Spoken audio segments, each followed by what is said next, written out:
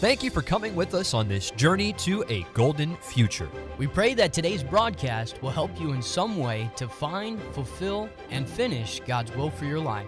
Now we invite you to join us in the Golden State Baptist College radio studio. Thank you for tuning in today to a Golden Future radio broadcast. I'm Brother Fuller. And I'm Brother Simmons. And we are excited to bring this broadcast, which is brought to you by our alma mater, Golden State Baptist College. And she's been preaching the word till all have heard. Been standing for right day and night. She's been holding her ground till the trumpet sounds. And we are anticipating and looking more for what God's got in store. And we've got a great broadcast lined up for you today, because today we are joined by one of our very own GSBC alumni pastors. Yes, we have the privilege of having the one and only Pastor Kyle Caviness with us today, and we'll be interviewing him in just a moment. But we want to encourage you, for those that are listening, tune into last week's broadcast as well. We interviewed one of our students about the ministry opportunities here at Golden State. And if you want to know more about how you can get involved and plugged in at Golden State Baptist College with the ministries, go back and listen to that one. And we also had a new segment last week, Brother Fuller. We had one called Automatic Answers. I think it went pretty well. We'll have to bring that one back for sure. I can't say that that's an original idea. I don't know if it was. I don't think it is, but hey. Well, we'll claim it. We'll claim it on ours. It's a new take. You take what works and you bring it in, and that's what you do. But I think you'll like it. I think they'll like it. Now, with our guest speaker today, Brother Caviness, I think I remember, maybe we'll ask him when he gets up here, but I think I remember his first time being here. I think it was on a Wednesday. And maybe we'll have to ask for that, but I think he covered for Pastor Trieber. He brought up nobody likes it when there's somebody else besides Pastor on a Wednesday. But I think that was the first time I ever preached or heard him preach. So I think they're going to like it. I think they're going to enjoy it today, and it'll be a help to them. We're excited. Well, hey, let's bring him on. We're going to do it? You come around over here. All right. Pastor Caviness, you come on over to the microphone, and we'll just get right into these questions. And we were talking with him a little bit before the broadcast, and we were trying to make sure that we pronounce everything correctly. So let's see if we got it, okay? He is the pastor of Willamette Valley. No. You're close. You're close. Go ahead and give it a shot. All right, preacher. Is it Willamette? Willamette. Yeah, I got it. All right. Way to go. Okay, Willamette Valley Baptist Church in Almsville, and I'm blanking. I want to say Oregon or Washington. Help me out. It's Oregon. Okay. All right. Well, hey, we are enjoying it. Pastor Caviness, why don't you tell us a little bit about how you heard about Golden State and how the Lord ended up leading you to come to this place and how he opened up those doors, and just tell us a little bit about that. Sure. Well, I knew of North Valley Baptist Church and Golden State Baptist College from a young age. I was 8 years old when my dad and family moved from Arlington, Texas, near Dallas-Fort Worth area, to take a church. My dad pastored for years in Roseburg, Oregon, and so probably within a year or two of being there, we've been connected down here, and I've been coming to pastors' conferences and things like that ever since. So kind of grew up knowing people here and being close to the ministry, and I was here at Pastors Conference the year the towers were ahead. I got lots of memories, lots of memories being here with all that gone on, and so definitely it was one of the things that I was praying about, the places I was praying about when I got into my last few years of high school, and God said, "This is where I want you," and it was fantastic. Preacher, how did you get to that decision? So we feel like a lot of our listeners, they're in that stage right before they get to college. Yeah. They're deciding where to go. And a lot of them, they've heard the basic routines. Of course, you got to read your Bible and pray, but they still struggle with that decision of where to go to Bible college and just how to nail it down. Could you give us like a process of, I know you knew the ministry, but what really sealed the deal for you to come to Golden State Baptist College?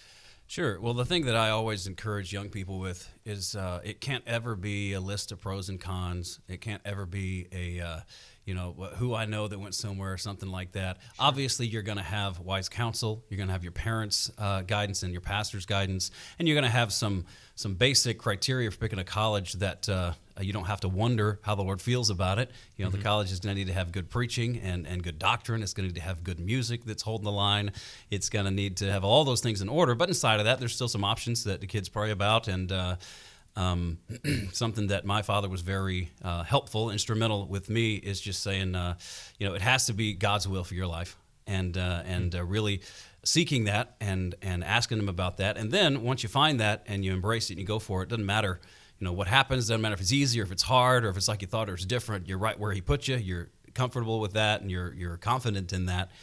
And so, and what I tell, and it's a hard thing. You tell a young person at 18, 17 years old, hey, go figure out exactly what God wants you to do. It's going to change everything. Where your next years are spent, probably who you marry, like all these things. And go figure it out and go do that. And yeah, it's a little daunting at times, and there's a lot of people and things that God puts in our life to help do that. But one of the best things that I was told early, if you can get thinking about that early enough, is that that shouldn't be the first time you seek God's will. You shouldn't wait to pray and get an answer and go by faith until it's a big life-changing thing. I think it should start as soon. This is really a thing parents can help with, and pastor can as well. But it should start as soon as they are old enough to really pray and seek God in smaller areas. Amen. Once you get to a big decision like where should I go to school, or who should I marry, or where should I go work in ministry, that should be at the end of hundreds of prayer and God's will revealed and following it by faith and seeing Him confirm that.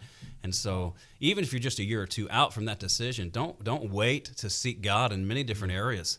Do that now in every little way, and seek Him and ask Him to reveal His will and get in the Bible and get counsel and just seek His peace in a certain direction, and then follow it, so that when you get to a kind of considered a bigger decision like that, it's something that you've had some practice at, and you've seen some prayers answered and some of His will revealed, and then you can move forward by faith and have Him speak. So that's probably one of the things that helped me the most, was don't wait to make that your first big decision.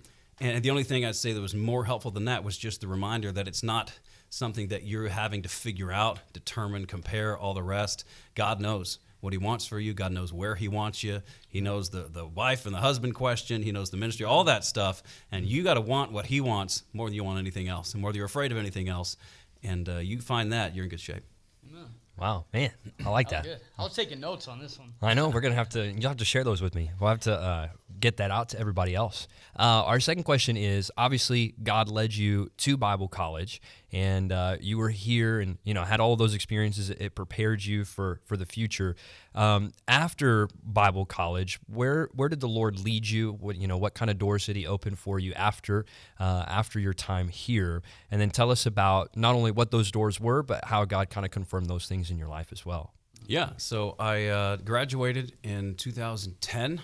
That's been a minute, hasn't it? And I was just telling them in chapel today that it's crazy that the juniors here, I think it was, weren't born when I came to school, which is hard to say out loud. I feel younger than that sounds. I'm not going to lie. You are pretty I do, but I graduated in 10 with a master's, not married. The worst case scenario, from a guy's perspective, you're like, oh no, I'm not married. I had a relationship or two, wasn't it? And then, I'm looking at going into the ministry, and I'm thinking, this is like from an earthly perspective, oh man, if I couldn't find a wife here with all these young ladies and everything and all the connections, I'm going to go to some place God sends me. And well, the problem was, it's not me finding a wife. It's God putting it together, and He did all of that and led my wife to me, and all that worked. However, He led her to where He was leading me. If I hadn't paid close attention and found His will and where He wanted me to be, I'm not saying He wouldn't have done it, but He'd had to work a lot harder because I wasn't where He put me. And so in the I guess the spring of 2010, I was kind of talking to a few pastors and had a few opportunities to serve in different ministries. I knew that God wanted me to pastor, but I'd always asked Him if He'd let me, I'd like to work on staff in a ministry and really learn and cut my teeth that way, and with the knowledge that He wanted me to senior pastor one day. And so I had a couple of opportunities, and one of them was kind of nostalgic, and one of the opportunities I had in a place was a place where my dad had worked as a young man. Wow. And I really prayed about that, and ended up the Lord saying, not there. And a great place, I would have loved it, but the Lord said, I actually want you down in Waco. So I moved to Waco, Texas, Greater Waco Baptist Church, and I was there on staff from 2010 to 2019. And got to do a little bit of everything, and really enjoyed my time there, and music and leading the singing and outreach and Christian school and youth pastor and you name it. It was great. And awesome. AV and the whole show. We did everything and loved it, and had a wonderful, wonderful time of ministry there, and was there where I would end up meeting my wife, not there, it's actually from another church I was visiting that I ran into her, and the Lord kind of put it all together. Wow. But just great when you get in God's will and you stay there. He just does way better than anything you could have manufactured by doing it yourself. Wow, man, that's pretty cool. All right, preacher. So actually, I grew up going to Mount Zion Baptist Camp, and it was a big part of mine. I remember I was dying. I couldn't wait to go to teen camp because I saw all our teenagers come back and just how God used it in their life. And then I got there, and I actually got to hear your dad every single year at that camp, and it was always just so good for us. And he was one of the staple preachers there every single year. And I remember it helping me so much. But I bring that up just because I think one of the biggest questions, and you've hit on it a little bit, but for teenagers or for young adults right now, is their big question, other than college, finding God's will, is finding that person. Yeah. And it seems like they're totally consumed by it. And I guess you've had a different situation where you met her after college. Right. But could you just tell us a little bit about finding the person that God had for your life and sort of the process about it, and how God led you two together, maybe? Yeah, I just had to get online, sign up on all the sites, and then, no. God just did it. And He did it in a really amazing way. My wife grew up in Illinois and went to college. Her home church there in Elgin, and her family grew there. And God, in His providence, kind of just put everything together. Looking back in retrospect, how He did it's pretty incredible. My grandfather pastored in Baton Rouge, Louisiana, years ago, Central Baptist Church down there. And while you know the place. I knew it. You do. I was there from like kindergarten to second grade. All right. Brother Anyway. Buchanan back then? Yes, sir. Yeah, I remember him. So Very Bob cool. Smith's my grandfather, and he was there back in the day. And when he was pastoring there, that was back some of the preachers you might have heard of, Mike Ray, a number of names that are serving in the country, Brother Ballard, different people like that in the area, Brother Gomez. And so the first Sunday Brother Gomez ever visited a church wearing a purple leisure suit and hair like down the back of his suit, all this stuff. Whoa. My mother and my aunt, her sister, were little girls in that church at the time, and every week they picked one visitor to pray for that they get saved. And that time, the Cajun with the purple suit and the long hair came in, and it was Keith Gomez, and they said, we're praying for him. And he came forward, he got saved, would end up getting in the ministry and just turn his life over to God, doing something great. And all those years later, he would move to Elgin, Illinois, and start Northwest Baptist Church up there, and he would reach a young Polish man and his wife that would end up having kids and in that church, and that would be my wife's parents. Wow. And so God just brings all things around full circle. She would then, after she graduated college, she would come down to visit her brother working on staff at a church in Dallas-Fort Worth. My grandparents were there, and I was up visiting my grandparents and met her, and it was on at that point, and it's just like one of those moments. I will say it, if you wait for God's will, all of the others, all the moments of should I be less picky and should I this and that and everything else, you just wait for God's will. You seek His will. You move when He tells you to move. You talk to her when He tells you to talk to her. Don't hide under a table saying I'm waiting under here for God's will. Talking about you. But when you just do everything He tells you to do and God puts it together, when it works, it makes just about everything that came before just kind of comedic, and you're like, oh, I see it. Yeah. It's like as a kid waiting for the grand finale, on a firework display. You're like, is that it, Dad? No, you'll know it. You know it when it comes, right? When God makes it together and puts it all together in His providence, it works. And so stay in His will, stay right, stay close to Him, and be, and you've heard this from a lot of people, but be the kind of a husband that the kind of wife you want deserves and would need to be. That's good. And God can handle it. You stay in His will, you stay right, you grow, and you serve Him, and God has no problem. I could tell you 50 stories of people in my family, people that I've known that had all of the conditions that seemed optimum to find a mate, and it didn't happen there. And then they went into ministry and missionary deputation or something else that seemed like, it's never going to happen. And God said, no, I got you. Here it is. Here she is. Here he is. Here's how it's supposed to be. And the most tragic thing is when somebody gets out of God's will because they get impatient, or they get so focused on that and overwhelmed with all of that they're not who they need to be. They're not serving the Lord. They're not walking with Him, and they go out and they force something on their own. Sure. They get bitter because God didn't do it how they thought He should or when He thought they should, and then they try to make something happen. And just stay right, stay in His will, and be the kind of person you need to be, and don't get in trouble and disqualify yourself. I'd hate to think that I was out there and God had my wife, and He had brought her up chaste and loving Him and serving Him in a good family, and I got sideways and turned into somebody that she and her family said, "No, that can't work." Sure. Yeah, it may have been who God had for me, and then I just walked away from it. You know, and there's no freebie year. There's no freebie semester. There's no freebie summer where it doesn't have ramifications. Sure. Stay right and stay close to Him, and He'll handle all those other things. Wow. So be right, be waiting, and then be ready when He says. That's really good. We had a couple more questions, but we have to wrap things up, and we got to get to this fun segment. So we're going to do this real fast, and then we'll close out the broadcast today. So the name of this segment, excuse me, is called Fab Five. All right, we've taken 5 Old Testament Bible stories.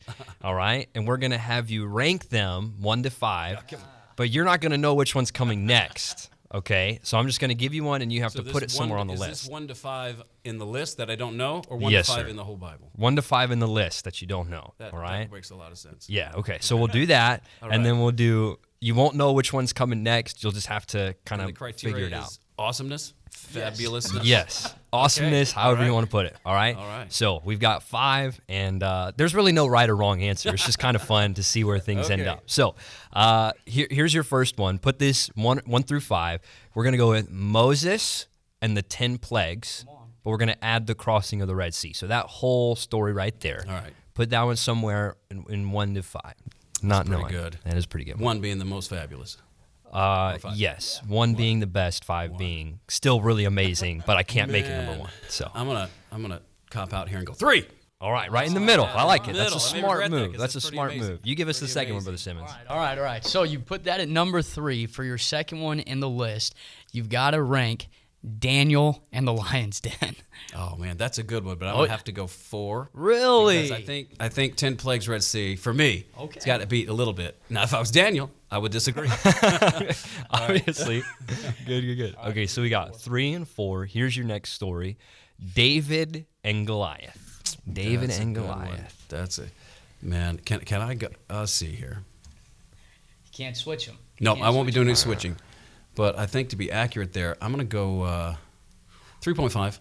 Yeah, 3.5 with that one. 3.7. Can't do 3.5. It's got to go to 2 or it's got to drop to 5. I don't think it can outdo the plagues and the crossing the Red Sea in terms of incredibleness. So I'm going to have to go to 5, even though, I would have gone in between if I had the choice. Okay. All right. Give us the next one. Okay. All right. Then for the 4th one that you have to rank, you got to put Jonah and the whale. Where would you put that one in the list? This could be controversial, hot take here, but I think I feel pretty good going ahead and putting that at 2.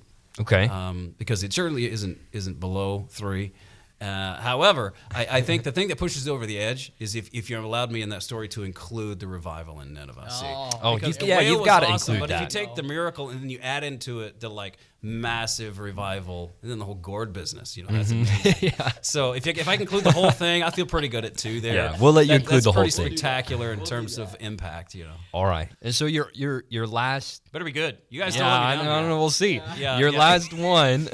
This better not. The good news is there's no dumb story in the Bible That's that true. would be bad to say. So whatever it is, I'm gonna find a way to make it awesome. Okay, all right. Shot. Well, let's see. So number 1 has to be for you. Let's see if you'd keep it. The fiery furnace. Shadrach, Meshach, Abednego, the fiery furnace. There is a certain level. Do people still say epic? I don't know. That's probably yes. That's my generation. They say they it. Still say it. We say it. Epicness, epicosity. I don't know. There's a certain level of that there. That's pretty wild. It is good, and probably I'm gonna go that's. I think it could own its place in 1. I'm going to make it because we have a Christophany in that story. We got a pre-incarnate appearance of Christ. I see the 4th man, the Son of God, and not like the other Bible versions switch it to a son of the gods. Right. King James says the Son of God. Come on, preach it, right? preacher. And there you go. I think you got Jesus making an appearance. Come on. I'll take that number 1. There we go. Good. Give a round of applause for Brother Caviness online. Thank you, preacher. I think you did good with Fabulous 5. The whole thing. But preacher, we're very grateful that you would take time. Absolutely. You're going to catch a flight, head back home right after this. Yeah. But you took time, and I think the listeners out there, everything you said. It's things that we can apply, and I think it'll be a big help to them. But thank you for joining us on this broadcast. Brother Fuller's going to close us out, and we appreciate you. Sir. Yeah, thank you again, Pastor Caviness. And for those of you that are listening, make sure that you share this broadcast with a friend, and not because of anything we said, but because Pastor Caviness gave us a bunch of wisdom. So make sure and share that with a friend and help them out. And until next week, remember, doing God's will today leads to God's will tomorrow. Thank you for listening to a Golden Future radio broadcast. If you'd like to listen to our other episodes, you can find us on Apple Podcasts, Spotify, and YouTube. Also, we'd love to hear from you. Email us at agoldenfuture@gsbc.edu. And tune in next week to the broadcast dedicated to help this generation discover God's purpose for their lives.